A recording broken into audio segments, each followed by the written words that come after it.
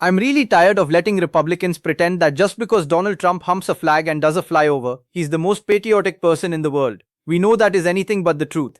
Donald Trump does not love America. Donald Trump consistently attacks America, our great big blue cities. What makes this country wonderful? Birthright citizenship, the bedrock of this country. Donald Trump is constantly assaulting America, but he claims that he is the man who loves our troops and loves our country the most. But we know that is not true, and we saw that today on Memorial Day as Donald Trump disrespected a sacred day in our nation, and troops are calling him out for it. We're going to get into it all, including Donald Trump, of course, taking a nap today because what else would he do? But before we do, I want to start with another way that Donald Trump disrespected the day, by announcing, we're going back to war with Iran. Trump wrote in a very long Truth Social post, so buckle up. But it's important breaking news. Negotiations with the Islamic Republic of Iran are proceeding nicely. It will only be a great deal for all or no deal at all. Back to the battlefront and shooting, but bigger and stronger than ever before, and nobody wants that. During my discussions on Saturday with President Mohammed bin Salman Al Saud of Saudi Arabia and many other leaders, Donald Trump said that after all the work done by the United States to try and pull this very complex puzzle together, it should be mandatory that all these countries at a minimum simultaneously sign on to the Abraham Accords. Those countries discussed are Saudi Arabia, the United Arab Emirates, Qatar, Pakistan, Egypt, Jordan and Bahrain. It may be possible that one or two have a reason for not doing so and that will be accepted, but most should be ready, willing and able to make the settlement with Iran a far more historic event than it would be otherwise. The Abraham Accords have proven to be for the countries involved a financial, economic and social boom, even during this time of great conflict and war. The current members have never ever suggested leaving or taking so much as a pause. The reason for this is that the Abraham Accords have been great for them and will be even better for everybody and bring true power, strength and peace to the Middle East for the first time in 5,000 years. It will be a document respected like no other that has ever been signed anywhere in the world. Trump wrote, its level of importance and prestige will be unparalleled. It should start with the immediate signing by Saudi Arabia and Qatar, and everyone else should follow suit. If they don't, they should not be a part of this deal, and that shows bad intention. In speaking to numerous of the great leaders mentioned above, they would be honored as soon as our document is signed to have the Islamic Republic of Iran as part of the Abraham Accords. Wow. Now that would be something special. This will be the most important deal that any of these great but always in conflict countries will ever sign. Nothing in the past or in the future will surpass it. Therefore, I am mandatorily requesting that all countries immediately sign the Abraham Accords, and that if Iran signs its agreement with me, not the country, not the United States, but with Trump personally as President of the United States of America, it would be an honor to have them also be part of this unparalleled world coalition. The Middle East would be united, powerful and economically strong like perhaps no other area anywhere in the world. By copy of this truth, I am asking my representatives to begin and successfully complete the process of signing these countries into the already historic Abraham Accords. Thank you for your attention to this matter. So Trump begins the post by saying, we're going to return to the bombing and the battlefield if everyone does not get on board with the Abraham Accords and everything that Donald Trump wants in a deal. Now, we have seen the reporting that Iranian officials now know that nothing Donald Trump posts on Truth Social actually means anything. It's all bluster and fluff for the American media. That's why the American media should never listen.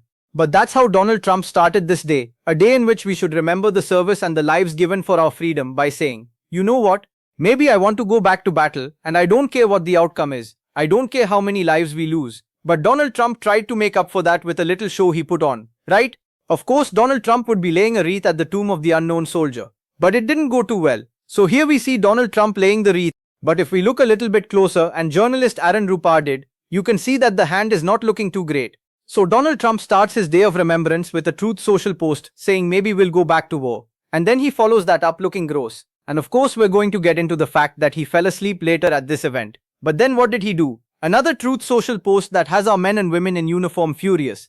Veterans blast draft dodging Trump's Memorial Day dishonor. A military veteran has blasted Donald Trump for dishonoring service members with a bonkers Memorial Day message. Trump, who received 5 military deferments during the 1960s, 4 for academic reasons and 1 for bone spurs, started the national holiday by airing personal grievances rather than issuing a heartfelt tribute to the nation's fallen. During a flurry of Monday morning Truth Social posts, the 79-year-old delivered a glib homage, writing, Happy Memorial Day to all, concluding the Democrats who disrespect our military and all of the tremendous success that it has had over the last year. God bless those that have made the ultimate sacrifice. I love you, President Donald J. Trump. Naveed Shah, an Army veteran of Operation Iraqi Freedom and a director of the advocacy group Common Defense, told the Daily Beast that he was offended by the message. Trump has demonstrated over and over again that he hates the troops. He said before listing specific examples, from calling the troops who died in World War I suckers and losers, to mocking John McCain's 5 years as a POW, to attacking the Gold Star Khan family all the way back to 2016 when he lied about donating to veterans groups. He has never missed a chance to dishonor the people he has never been brave enough to stand beside. During the 2016 presidential campaign, of course, Trump drew immediate condemnation when he dismissed Senator John McCain's 5.5 years as a prisoner of war in Vietnam. That same campaign season, Trump attacked K.H. Isaiah and Ghazala Khan, the Gold Star parents of US Army Captain Humayun Khan, who was killed in Iraq in 2004 after they criticized him at the Democratic National Convention. Trump publicly questioned why Ghazala Khan had remained silent during her husband's speech, suggesting she had not been allowed to speak. The backlash crossed party lines, with Republican senators and veterans organizations among those condemning the remarks. So yes, Donald Trump announcing that the Democrats don't care about the military because they don't want to see our troops die for Israel in a war of choice that has taken 13 American lives, unnecessarily, I don't think that is the least patriotic thing we've ever done. But again, Donald Trump only cares about America, only loves America, only thinks America is great when he is in charge. It has nothing to do with the sacrifice given or what are supposed to be the bedrock principles of our country, which Donald Trump constantly undermines and tries to change and do away with. No, he thinks America is great when America is celebrating him, when America is about him, when America is about protecting the billionaire class, the Epstein class, and of course protecting Israel. Donald Trump's real passion in life, it seems, after receiving hundreds of millions of dollars from the Israeli lobby, from the Miriam Adelson lobby. Of course, we aren't really surprised that Larry Ellison's purchase of TikTok and CBS to spew propaganda for Donald Trump has also led to the president being a little bit more pro-Israel. What a surprise that is. Not a shock to anyone. And that's just what happens. Donald Trump is the most easily bought-off man in America. So it is no wonder that troops and veterans are standing up and saying that what Donald Trump posted is disrespectful and gross to try to politicize this day. And it reminds me of back in 2021 when Kamala Harris simply sent out the tweet, and I don't know if y'all remember this, simply sent out the tweet, "Enjoy the long weekend," and the right lost their minds. It's not a long weekend. Americans fought and died for this weekend. Yes, they did. And Donald Trump now mocks that. He mocks that service. It was a blow-up from the right, saying nothing more disrespectful had ever been posted about our service members. Not Donald Trump calling them suckers or losers. No, that was fine. The most disrespectful thing was Kamala Harris wishing everyone a nice long weekend to reflect upon that service, to enjoy what has been given to us, and to be grateful and thankful for it, and to remember it. Now that was somehow worse, but we know Donald Trump doesn't care. We know Pete Hegseth doesn't care. They just want to benefit themselves, and certainly Pete Hegseth has done that in his time as Secretary of Defense. Senator Elizabeth Warren called him out for it right here. Someone is profiting off Trump's war. Insiders who know what's going on and who place bets on that inside information. On March 23rd, just 14 minutes before Trump unexpectedly posted about, quote, very good conversations on ending the war, traders suddenly bet $500 million on the price of oil, which, once Trump made his announcement, immediately dropped.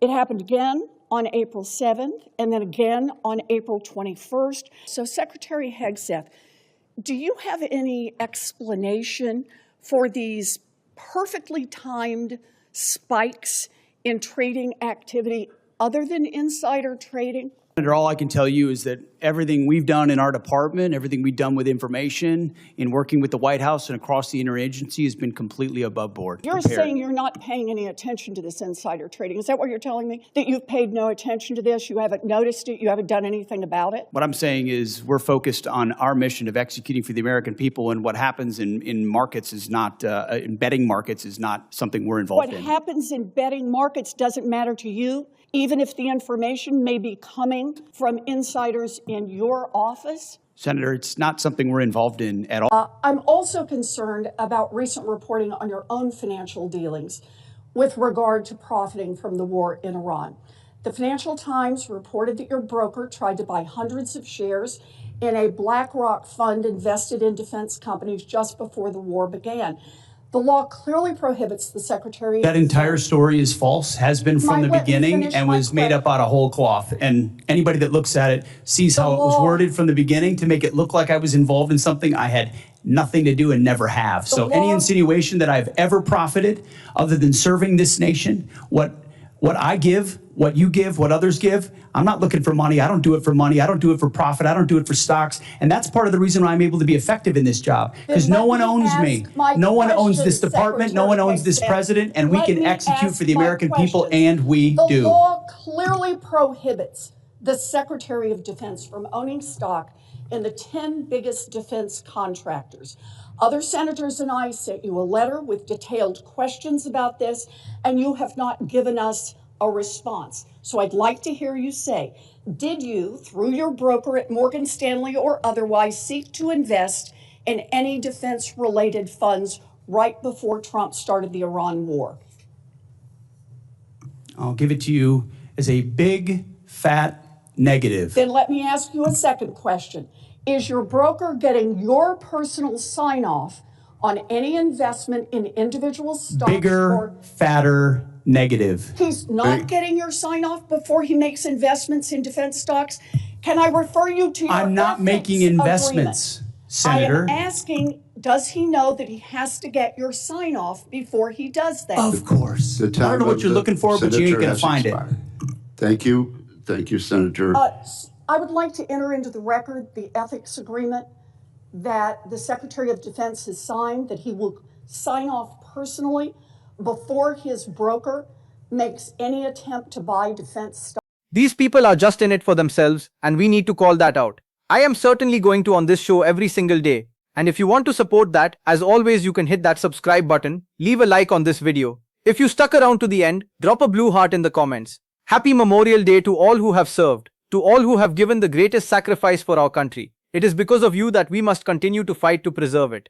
And if you want to support us in doing so, as always, you can support this show with a subscription. But take today and think about those who have given the most and why we need to fight just as hard as they did. Till next time, y'all, I'll see you soon.